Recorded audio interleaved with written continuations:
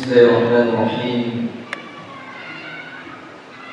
Assalamualaikum warahmatullahi wabarakatuh. Waalaikumsalam warahmatullahi wabarakatuh. Innal hamdalillah nahmaduhu wa nasta'inuhu wa nastaghfiruh wa na'udzu billahi min shururi anfusina wa min sayyiati a'malina. Man yahdihillahu fala mudilla lahu wa man yudlil fala hadiya lahu. أشهد أن لا إله إلا الله وحده لا شريك له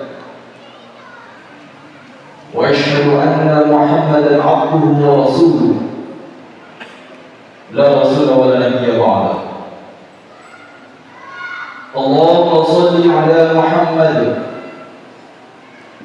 وعلى آله وأصحابه ومن تبعهم بإحسان إلى يوم الدين. أما بعد، وقال الله تعالى في القرآن الكريم: أعوذ بالله من الشيطان الرجيم. يا أيها الذين آمنوا كتب عليكم الصيام كما كتب على الذين من قبلكم لعلكم تتقون. وقال رسول الله صلى الله عليه وسلم: من صام رمضان إيمانا واحتسابا غفر له ما تقدم من ذنبه. صدق الله العظيم وصدق رسول النبي الكريم ونحن على ذلك من الشاهدين والشاكرين والحمد لله رب العالمين. Bapak Ibu jamaah sholat isya, tarawih dan witir yang dimuliakan oleh Allah Subhanahu wa taala. Alhamdulillah, berkat izin dan kehendak Allah Subhanahu wa taala, malam hari ini kita kembali bersimpuh. Malam hari ini kita kembali bersuara. Malam hari ini kita kembali bersilaturahim di dalam bulan Ramadan. Setelah siang harinya kita melaksanakan ibadah puasa dan malam harinya kita menyebutkannya dengan qiyam Ramadan. Mudah-mudahan pertemuan kita pada malam hari ini mampu memberikan sugesti moral kepada kita semua yang akan melahirkan kekuatan iman, melahirkan kekuatan Islam, dan dia untuk senantiasa beribadah hanya kepada Allah Subhanahu wa taala. Perlu kita pahami bahwa apapun ibadah yang kita lakukan, termasuk ibadah puasa yang kita laksanakan pada hari ini, pada bulan ini, esensinya untuk meningkatkan takwa di hadapan Allah Subhanahu wa taala. Sebagaimana penegasan Allah Subhanahu wa taala di dalam Al-Qur'an, "Ya ayyuhalladzina amanu", wahai orang-orang yang beriman, kutiba alaikumus syiyam, telah diwajibkan atas kamu untuk berpuasa, kama kutiba alal ladzina min qablikum la'allakum tattaqun, sebagaimana telah diwajibkan atas orang-orang sebelum kalian, supaya apa? La'allakum tattaqun, agar kamu menjadi orang-orang yang bertakwa. Menyusul raikan salawat serta salam, mari dengan ikhlasan hati dan kerendahan diri kita, murni kita kirimkan kepada suri teladan yang sempurna paripurna baginda Rasulullah Muhammad SAW. Mudah-mudahan menjadi keyakinan bagi kita untuk selalu ittiba terhadap sunnahnya, selalu berkoalisi dengan sunnahnya, selalu menunjukkan keberpihakan kita terhadap sunnahnya, baik suka maupun terpaksa, baik dalam kondisi lapang maupun dalam kondisi sempit. Mudah-mudahan dengan prinsip semacam itulah kelak yang mengakhirati kita mampu untuk memperoleh sebuah legalitas, sebuah pengakuan dari baginda Rasulullah Muhammad SAW, sehingga dengan legalitas tersebut, dengan pengakuan tersebut kita mampu untuk memperoleh syafaatul uzma dari baginda Rasulullah Muhammad sallallahu alaihi wasallam. Bapak Ibu jamaah salat Isya tahun dan binti dan dimuliakan oleh Allah Subhanahu wa taala. Imam Ali karramallahu wajhah di dalam kitab klasik Masarihul Ibad, beliau pernah memberikan sebuah pesan yang syarat dengan makna. Kata beliau, inna min ma'ini dunya, dari sekian banyak anugerah, dan sekian banyak pemberian, dan sekian banyak nikmat dunia, yakfi al-Islam nikmat. Cukuplah Islam itu sebagai anugerah, cukuplah Islam itu sebagai pemberian, cukuplah Islam itu sebagai nikmat dunia terbesar bagi kalian. Kenapa?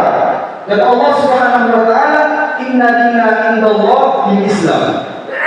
Satu-satunya din, satu-satunya agama, satu-satunya petunjuk yang diberikan oleh Allah Subhanahu wa taala adalah Islam.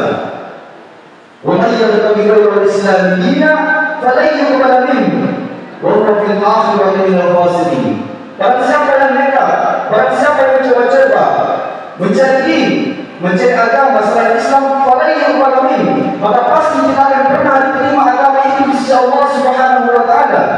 Wa huwa fil akhirati minal khasirin. Dan di akhirat dia termasuk rokok, di akhirat dia termasuk oknum, di akhirat dia termasuk golongan yang merugi. Itu yang pertama. Jemaah yang dimuliakan oleh Allah Subhanahu wa taala. Dalam pesan Imam Ali karramallahu wajhah yang kedua dalam kitab Masarihul Ibad, dia mengatakan bahwa wa inna minal sufi yakfi aqwati sulal.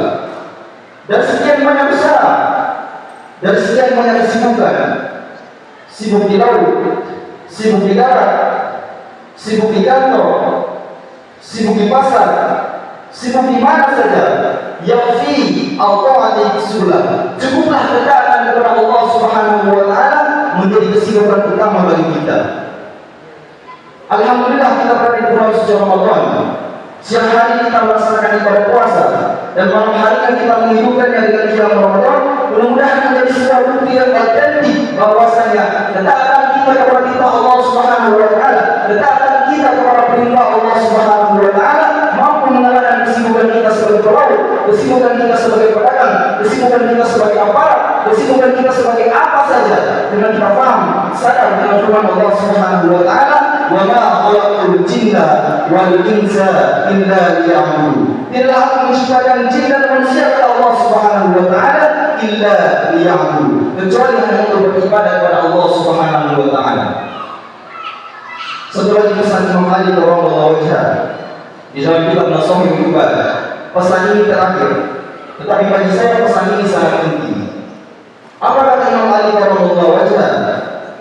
Wa inna minal ibrah yakfi al-mautu ibrah. Dari sekian banyak drama, dari sekian banyak sinetron, dari sekian banyak pelajaran yang kita dapatkan di kehidupan ini, yakfi al-mautu ibrah. Cukuplah al-maut kematian itu menjadi pelajaran berharga bagi kita. Kita sering mendengar berita tentang kematian, bahkan kita juga mengantarkan jenazah ke tempat wisata yang terakhir.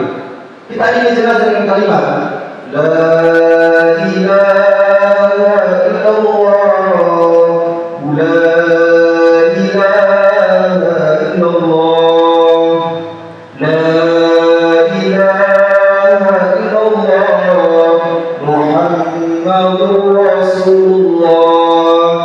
Suasana di jamaah yang rahmat Allah Subhanahu wa taala, suka tidak suka, setuju tidak setuju, sepakat tidak sepakat, kita juga akan beri dengan kalimat lantunan semacam itu.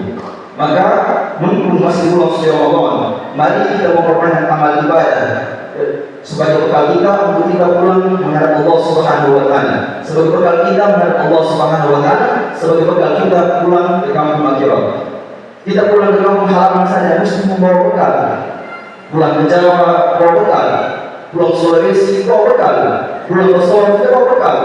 Orang yang mati tetapi tidak membawa bekal berupa amal ibadah dikatakan oleh upaya as-siddiq raqibal bahr ila safina. Dia diumpamakan, dia dimisalkan seperti orang yang akan mengarungi lautan luas, samudra yang luas, tetapi ia tidak menggunakan perahu.